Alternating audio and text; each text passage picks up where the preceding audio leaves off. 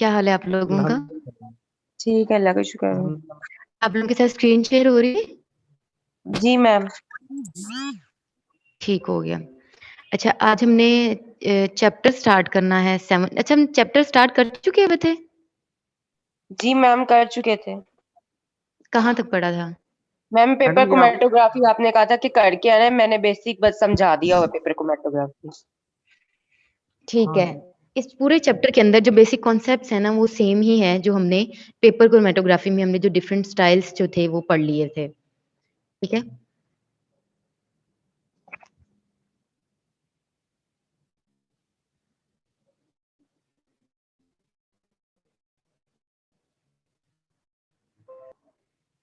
आपकी आवाज नहीं आ रही और डिस्टर्ब भी हो रही थी।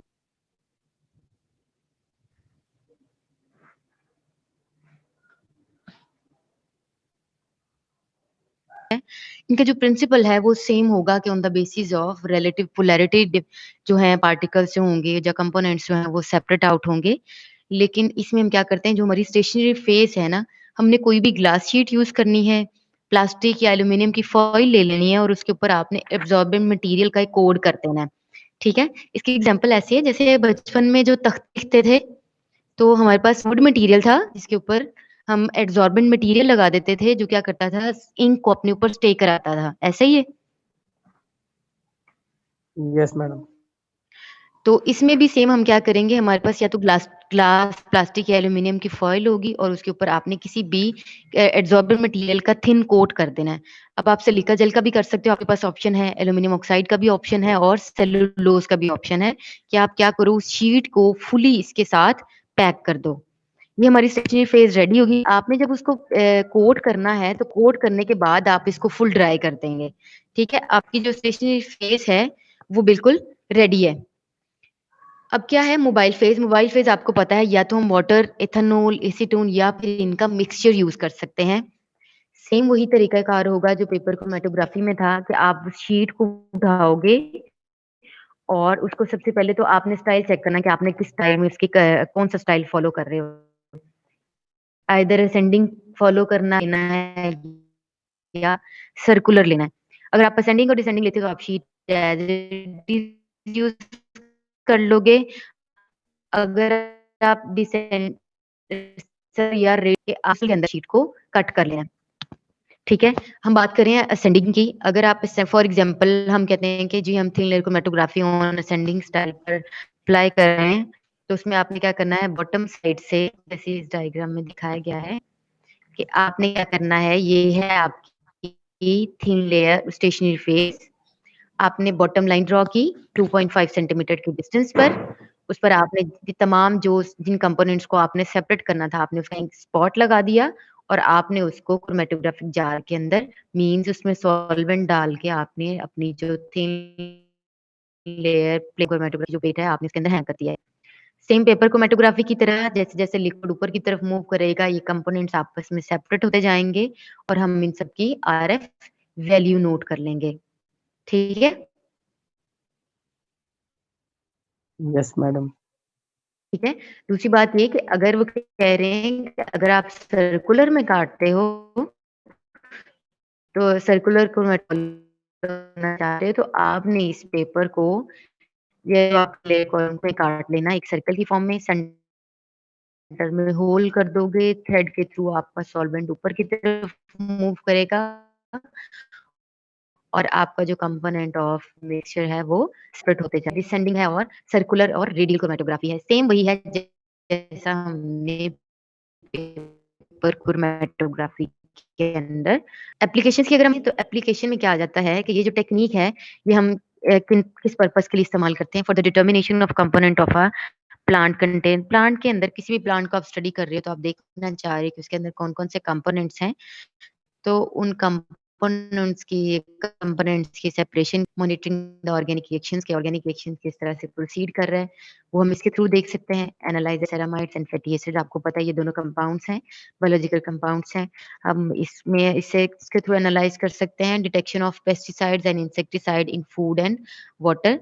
कि पानी और जो फूड कंपोनेंट्स के अंदर जितने भी पेस्टिसाइड्स या इंसेक्टिसाइड कंपोनेंट्स होते हैं, क्योंकि देखो खान जब भी ये सब्जियां या फ्रूट्स वगैरह ग्रो करवाए जाते हैं तो उनके ऊपर इंसेक्टिसाइड या पेस्टिसाइड स्प्रे किए जाते हैं।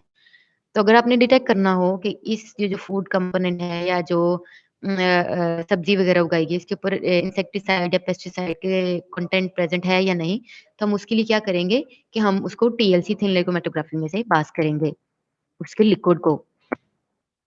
Analysing the decomposition of fibres in forensic science. Forensic science agency जो है हमारे पास, उसमें जितने भी ये क्रिमिनल केसेस से रिलेटेड डेथ केसेस होती हैं, ठीक है, तो उसमें हम सारी इनको कॉज ऑफ डेथ बेसिकली जान रहे होते हैं, तो उसके लिए हम टीएलसी को बड़ा वहां पर इस्तेमाल किया जाता है। Identifying the compounds present in a given substances. आपके पास कोई भी कंपाउंड है, कोई मिक्सचर आपको दे दिया जाता है और आपको कहा जाता है कि आपने इसको सेपरेट करना है, तो हम उसको इजीली आइडेंटिफाई कर लेंगे इस टेक्निक के through. Assaying the radiochemical purity of radiopharmaceuticals, के जो रेडियो फार्मास्यूटिकल जो रेडिएशन काज कर रहे होते हैं, रेडिएशन इमिट कर रहे होते हैं, उन कंपोनेंट्स को हम टेक्निक के थ्रू इजीली सेपरेट कर सकते हैं। ठीक है, ओके मैम।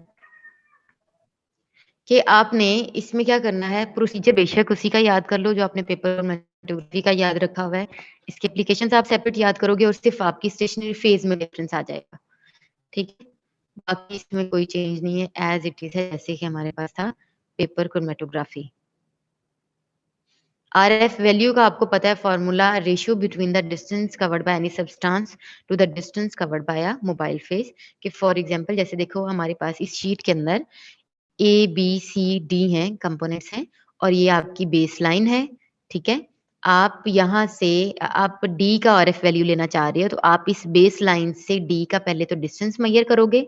ठीक है, और फिर आप सॉल्वेंट जहां तक मूव करेगा हम उसको मेजर करेंगे। डी की वैल्यू ऊपर लिखेंगे, नीचे जितना सॉल्वेंट मूव किया हुआ है इस शीट के ऊपर आपने उसकी वैल्यू को लिखना है। तो आप जब ये वैल्यू निकालोगे तो हमारे पास आरएफ वैल्यू आ जाएगी। आरएफ वैल्यू का मैंने आपको बताया था कि जिस कंपोनेंट की आरएफ वैल्यू जितनी ज्यादा होगी, इट मींस उसकी पोलैरिटी किसके साथ है, आपकी स्टेशनरी फेज के साथ, वो मोर पोलर था एज कंपेयर टू सॉल्वेंट। और जिसकी आरएफ वैल्यू कम आएगी, इट मींस उसकी जो पोलैरिटी थी उस कंपोनेंट की, वो आपकी मोबाइल फेज के लिए ज्यादा थी। दैट्स वाई उसकी आरएफ वैल्यू जो है वो इतनी ही कम होगी। इसी तरह आप ये अगर इस डायग्राम को देखो तो ए बी सी डी है, बी जो है हमारे पास उसकी वैल्यू सबसे डाउन जा रही है। आप बी के मैयर कर लोगे और फिर हम मैयर करेंगे are distance covered by solvent, तो ये हमारे पास सबसे ज्यादा वैल्यू आएगी। तो इट मीन्स कि ये जो कंपोनेंट है, कंपोनेंट बी जो है, ये पोलर था more than stationary phase as compare to mobile phase. यहाँ तक किसी का कोई क्वेश्चन हो तो पूछ सकता है।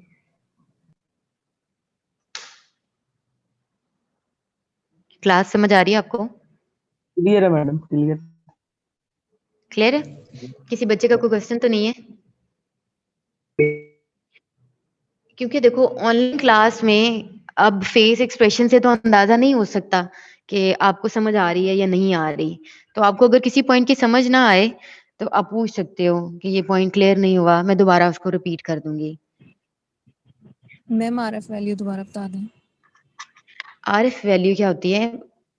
अब जहां मैं कर्सर मूव करूंगी आपने उसको देखना है। आरएफ वैल्यू का ये फॉर्मूला देखो, ये है distance covered by solvent substance divided by distance covered by solvent. Solvent क्या है? हमने इस शीट को लिक्विड के अंदर डिप कर दिया था। ठीक है, तो आप अगर आप पेपर को ऐड करते हो, पानी के अंदर रख देते हो उसके एक कॉर्नर को ही, तो आप नोट करो कि पानी ऐसा ऐसा ऊपर मूव करने लग जाता है, उस पूरी शीट को गीला कर देगा। ऐसा होता है? यस ठीक यस है, मैम। तो यहाँ भी ये जो हमारी शीट है ना, इस शीट को हमने सॉल्वेंट के हाँ अंदर जी हैंग मैम। किया था। ये जो लाइन आपको नजर आ रही है, ये बेस लाइन है जो बॉटम से 2.5 सेंटीमीटर के डिस्टेंस पर लगाएगी। इस पर हमने कंपोनेंट्स लगा दिए और हमने देखा कि ये इनकी डिफरेंस हमने सेपरेट करना है। तो अब देखो बी का ये वाला पॉइंट है, यहाँ पर आके बी मजीद नहीं मूव किया ऊपर की तरफ, सी यहाँ पर आकर रुक गया, डी यहाँ पर आके रुक गया और ए सबसे ऊपर मूव किया है। और ये जो ऊपर वाली लाइन शो कर रही है ना, ये बता रही है कि टोटल सॉल्वेंट कितना मूव हुआ था, मींस आपकी ये शीट कितनी गीली हुई है। ठीक है, मैं आपको कहती हूँ कि आप जी मेजर करें आरएफ वैल्यू ऑफ बी। तो आपने क्या करना है, यहां से लेकर यहां तक पहले डिस्टेंस मेजर कर लेना है। ठीक है, ये होगा distance covered by substance B.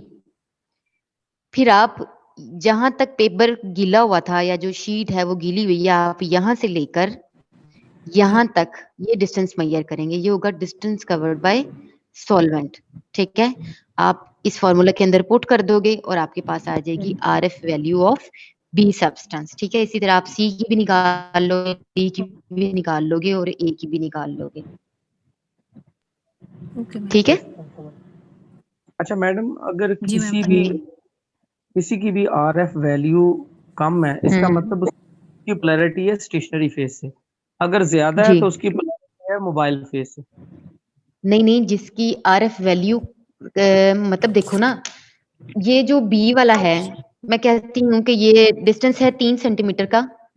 ठीक है, और ये वाला टोटल है 10 सेंटीमीटर का। पेज 3 डिवाइडेड बाय 10 करो, 0.3 आ गई।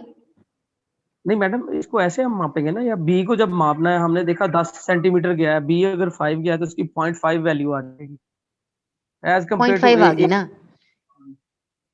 ए के साथ कंपेयर करोगे तो अब देखो ए है 9 पे ऑलमोस्ट, ऐसे ही है 9 सेंटीमीटर, तो ये आ जाएगी 0.9।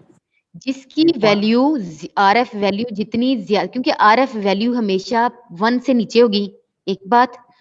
दूसरी बात ये कि जितनी वो वैल्यू 1 के करीब जाएगी, अब जैसे 0.9 है तो वो 1 के ज्यादा क्लोज है। ठीक है, एज कम्पेयर टू 0.5। तो 0.9 ये इंडिकेट कर रहा है कि ये जो हमारा सब्सटेंस था, इसकी पोलैरिटी मोबाइल फेस के साथ ज्यादा थी।